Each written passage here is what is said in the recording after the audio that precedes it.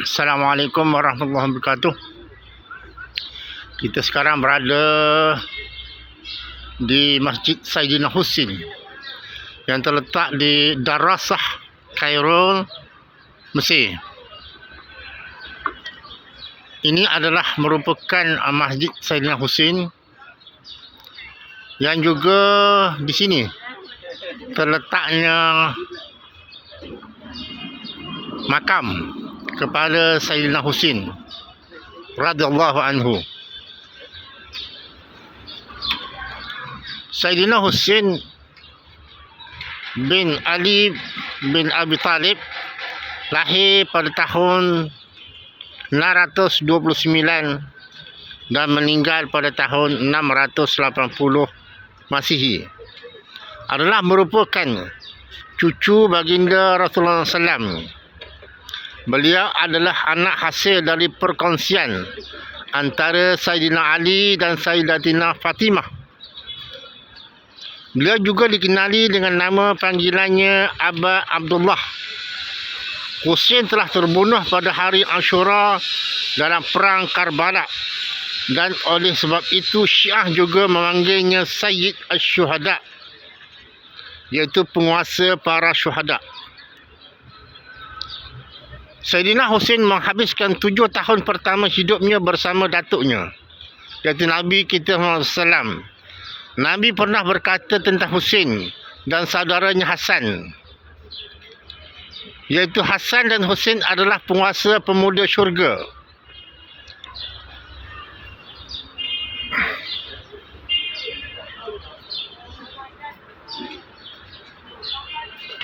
Pada zaman Khalifah Ali bin Abi Talib, Husin bersama ayahnya dan menemaninya dalam peperangan.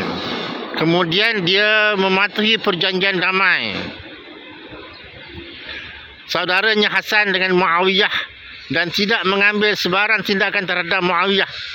Namun beliau menganggap permintaan Muawiyah untuk menerima Yazid sebagai putera mahkota bertentangan dengan perjanjian damai dan ajaran Islam yang sebenar. Selepas kematian Muawiyah pada tahun 60 Hijrah, beliau tidak membayar Yazid dan pergi ke Mekah bersama keluarganya dan tinggal di sana selama 4 bulan. Syiah Kufah gembira dengan kematian Muawiyah dan menulis banyak surat kepada Husin bahawa mereka tidak akan lagi bertolak ansur dengan pemerintahan Yazid dan berjanji setia kepadanya, iaitu berjanji setia kepada Saidina Husin supaya menghantar sepupunya Muslim bin Aqil ke sana untuk menyiasat keadaan sebenar. Kemudian akibat perbuatan Ubaidullah bin Zaid, iaitu Gubernur Kufah, mengancam pengikut Husin di Kufah, maka orang ramai menjadi takut dan meninggalkan Muslim bersendirian. Ada riwayat mengatakan Muslim dibunuh oleh Ubaidullah. Husin yang tidak mengetahui apa yang berlaku di Kufah telah pergi ke Kufah pada tahun 60 Hijrah. Dalam perjanjian ke Kufah, pasukan Husin telah dihalang oleh pemimpin Hur bin Yazid dan akibatnya pasukannya telah menyimpang dari laluannya dan tiba di Karbala pada hari kedua Muharram tahun 61 Hijrah.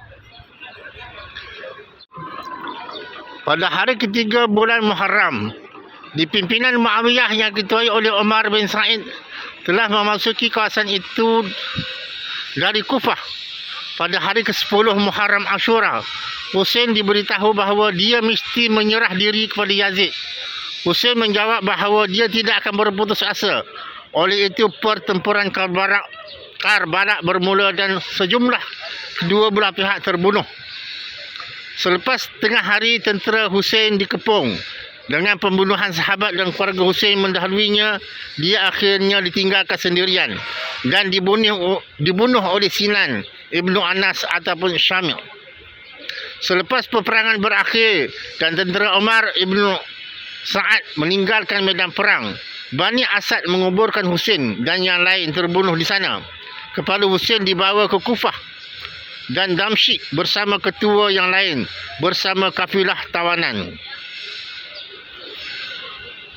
Baik, sekarang ini di manakah terletaknya kepada makam kepada Saidina Husin?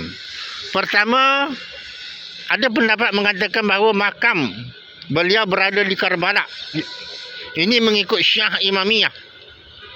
Al-Qurtubi dalam Tazkirah meriwayatkan dari mazhab Imamiyah bahawa kepala Husin berhasil diambil dan disatukan dengan badan beliau di Karbala pada hari ke-40 setelah tragedi Karbala. Kerana itu setiap 20 Safar Karbala akan ramai dikunjungi penziarah untuk memperingati hari berkumpulnya kepala dan jasad beliau. Namun pendapat ini tidak ada sumber rujukannya dari ulama-ulama Sunni.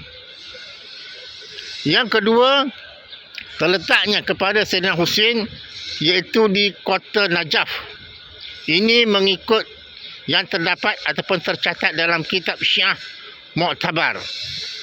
Kepala Imam Husin dimakamkan di kota Najaf Asy-Syarif di samping makam Ali bin Abi Talib, ayah dari Imam Husin. Hal ini berdasarkan riwayat dari kitab-kitab Syiah yang Mu'tabar. Pendapat ketiga mengatakan bahawa makam Sayyidina Husin berada di Kairo, Mesir. Ini adalah pendapat Syiah Fatimiyah. Menurut Al-Qalqasyandi, ketika Raja Al-Faiz bin Dinillah yang merupakan salah seorang Raja Syiah Fatimiyah di Mesir hendak membina universiti, dia mahu supaya kepala Husin dibawa ke sini. Akhirnya Al-Faiz memerintahkan Talai bin Ruzik untuk menyogok warga Askilan yang dipercayai tempat dikuburnya kepala Husin sebelumnya, supaya membenarkannya memindahkan kepala Husin ke Kairo. Disebutkan bahawa wang sogokan tersebut berjumlah 300,000 dinar. Akhirnya mereka setuju dan tentera dinasti Fatimiyah berangkat ke wilayah tersebut dan memindahkan kepala Husin yang diyakini sebagai Husin ke Kairo. Pendapat yang keempat mengatakan bahawa kepala Imam Husin dimakamkan di Madinah. Menurut sumber sejarah, kepala Al-Husin dimakamkan di Madinah. Ibnu Sa'ad mengatakan dalam Sabaqat Ibn Sa'ad, Yazid mengirimkan kepala Al-Husin kepada Amr bin Sa'ad, iaitu gubernur Madinah ketika itu. Amr kemudiannya mengkafani kepala Husin lalu memakamkannya di Baqi', di tempat ibundanya Al-Husin iaitu Fatimah bin Rasulullah dimakamkan. Tetapi tempat makam Fatimah binti Rasulullah sendiri pun tidak diyakini dengan tepat di mana berada. Sebab di tempat itu juga dikatakan makam Fatimah binti Asad, iaitu ibu Sayyidina Ali karamallahu wajhah. Jadi dalam pelbagai pendapat yang menyatakan keberadaan makam kepala Sayyidina Husin, ramai yang berpendapat, terutamanya penduduk Mesir, mengatakan bahawa makamnya berada di dalam masjid ini, iaitu Masjid Sayyidina Husin. Allahumma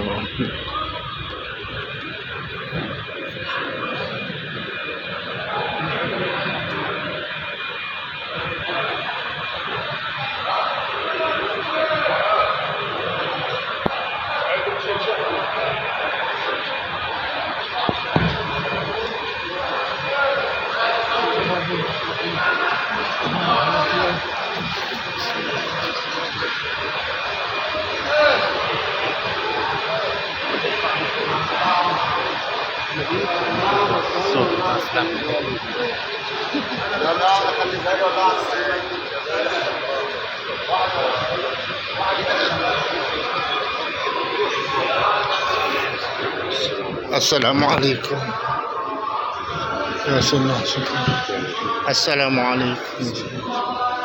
Inilah dia yang dikatakan makam Sayyidina Husin yang terletak di Masjid Sayyidina Husin di Kairo.